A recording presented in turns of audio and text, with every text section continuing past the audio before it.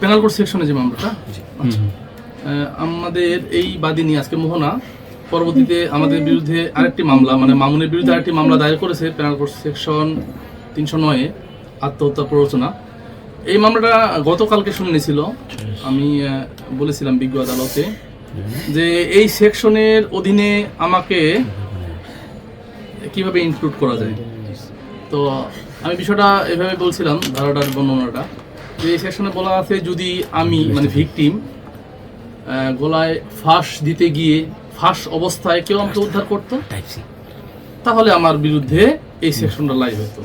নতুবা আমি বিষ পান করেছি, আমাকে কেউ হাসপাতালে নিয়ে গেছে, এই অবস্থায় আমি ফিরে আসতাম, আমি বাঁচে যাইতাম, তাহলে এই সেকশনটা আমার বিরুদ্ধে লাইভ হতো।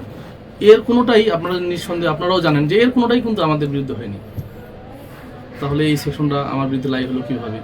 বিজ্ঞ আদালত বলেছিলেন যে যেহেতু এজাহার নামিয়ে একজনকে আসামি করেই মামলা দায়ের করা হয়েছে, যদিও এজাহার নাম আছে তার, এই জন্য বিজ্ঞ আদালত আমলে নিয়ে আমাকে সোনরেজ দেখাইছে।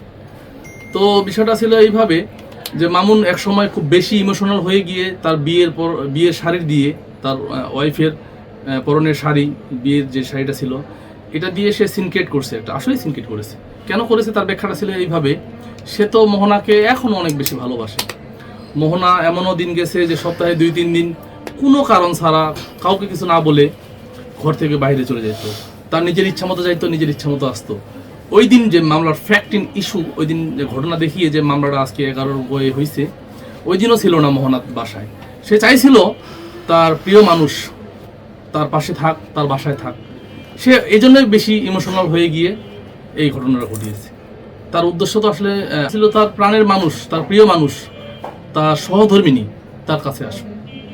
যদিও পরবর্তীতে এই মামলায় সনদ দেখানো গেছে, এই মামলা বিষয়ে আমরা পরবর্তীতে শুনানি করব, ইনশাআল্লাহ আমরা জামিন পাবো।